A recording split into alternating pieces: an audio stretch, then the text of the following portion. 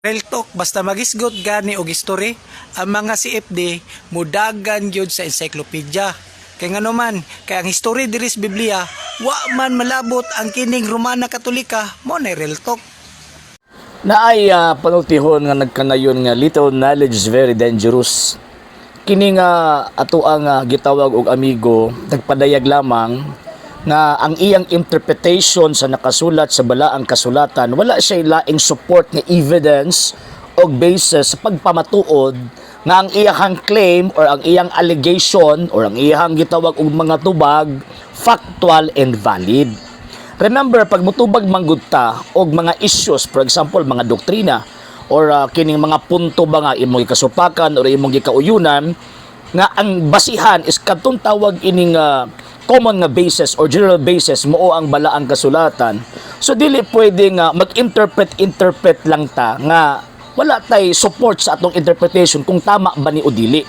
Nga naman kay dili man good enough nga Biblia lang ang ato ang basis sa pag-interpret sa balaang kasulatan kay never na gitudlo sa mga apostol or never na gitudlo sa ato ang Ginoong Jesucristo nga ang Bible lang or ang Biblia lang eksakto lang nga basis in terms of faith.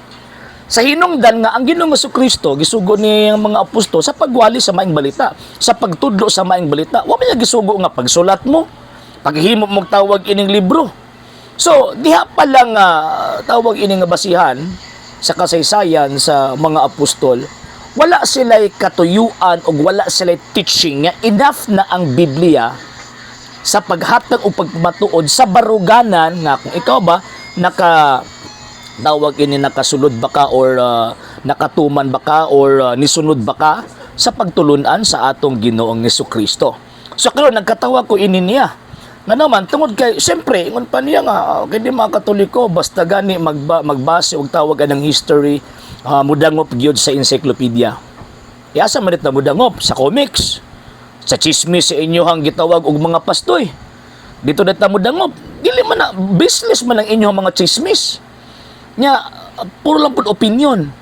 Puro lang pud kana bitaw nga pagmugna lamang sa ilang kaugalingong panguna-una ang ilang i-present sa mga tao o niya ipatuo nga tinuod sila nga wala sila igong gibasihan nga ang ilang interpretation sa nakasulat sa balang kasulatan eksakto.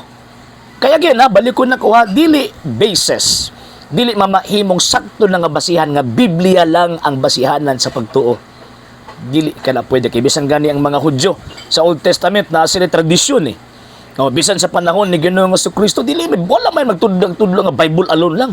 Wala oy. Mo na nga siyempre kay para paghatag og pagpamatuod nga tama ang interpretation sa nakasulat sa balang kasulatan mo nang kinahanglan mo gamit og laing evidence para mo corroborate sa imong interpretation sa butang nga imuhang gipamatud-an or imuhang ginigar. Mo na ang kasaysayan nganong kinahanglan gyud mo ato sa encyclopedia ngano man ang libro magud nga encyclopedia wan magud siya kana bitong libro nga nagasulti sa tawag ini a lot of branches of knowledge nga gibutang ni anang mong libro na siyensya, na filosofiya, na religion, na geography, na history. Yan. So kanang gitawag og history sa tanang gitawag og field of knowledges or branches of knowledge. Kana lang ang history nga kuli lang kaayo or kuli kaayo nga naay mausab. Nga naman ang tilo sige magyapon sila tuki gihapon sa tawag ini nagkadaiyang kasaysayan sa kalibutan pero in terms of religion ay wala. Never gyud na bag-o ang information sa kasaysayan nga ang Santa Iglesia Katolika Apostolika Romana mao nang iglesyang gitukod sa tuwang Ginoong Jesucristo. Nyamingon siya nga wala daw kunoy labot ang Romano Katoliko sa gitawag og Biblia kasi gasulti. Kamo? Unsaon niyo pagkabalo nga kanang inyong pundok yung buto lang sa 18th century kining 70th Adventist. Unsaon niyo pagkabalo nga naay koneksyon ang simbahang Katoliko sa kang Ginoong Jesucristo kaning buto mo after Martin Luther. So man na para pagnigar unta sa claim sa simbahang Katoliko dapat mohatag og ebidensya sa kasaysayan. Sige mo ingon nga sa encyclopedia tawag ining budangop. Yang anong kamo nga di mo kadangop. Nga naman tungod kay mga pangka mo nga kaya ng inyong pundok gitukod lang mga Amerikano. Mo man punto. Kaya sa tinuod lang ining kining mo ang mga tawhana og napagini basis in terms of history. Sige na kutlo. Tanawan ng mga taki sila simbahang Katolika. Sige kutlo sa history. Sige kutlo sa tawag ining kasaysayan para ingnon nga tinuod sila. Pero sa foundation, di na sila makutlo. Nga naman, mga pakong man, mga pangka man, yung mga din, nga dili, basta ang simbahang Katoliko, wala kunos Biblia, kamoy nagsulti. Pero, ang kasaysayan nagsulti nga kanang iglesyang nakasulat sa Biblia, mauna ang Iglesia Katolika Apostolika Romana. Again ha, kasaysayan ang nagsulti. Ang encyclopedia ang nagsulti. Kamo, mabasa ra ng inyong pundok iyan ni Kristo kung dito nas putos bulad. Basahon. Sige mo kita mga tawana.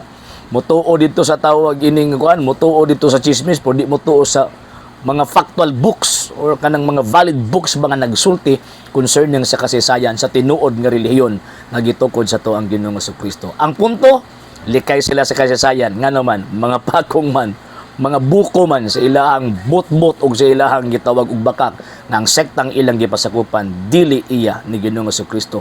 Suko sila simbahang Katolika kay pag mapamatud-an ng simbahang Katolika iya ni Ginoong Jesucristo tantamount na nga nisulti ang kasaysayan na kanang ubang mga pundok mga piki na sila apiling atong higalang atong gireaksyonan karon. Okay?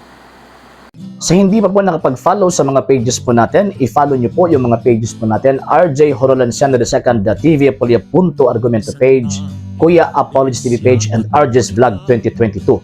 And pwede rin po kayo mag-send po dyan ng Facebook stars. And also, sa ating po mga channels, sa hindi po nakapag-subscribe, subscribe po ninyo yung mga channels natin. Dalay Catholic, Apologist International Official, RJ Sano II TV, Kuya Apologist TV, and Barrio Kawayan Religious Forum.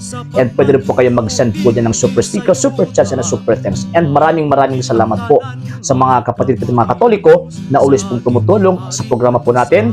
Maraming salamat po. Nang dahil po sa tulong at suporta po ninyo, ang programa pong ito, until now, andito pa rin po sa social media. And until now din po, nangangailangan pa rin po tayo sa tulong at suporta po ninyo dahil wala po kami magagawa rito mga sir, mga ma'am, kung wala po yung tulong at suporta po ninyo. Sa gusto pong tumulong, sa gusto pong sumuporta, pwede po ninyong ipadala ang tulong at suporta po ninyo sa pamamagitan po ng ating mga account numbers dyan po sa ating pong screen.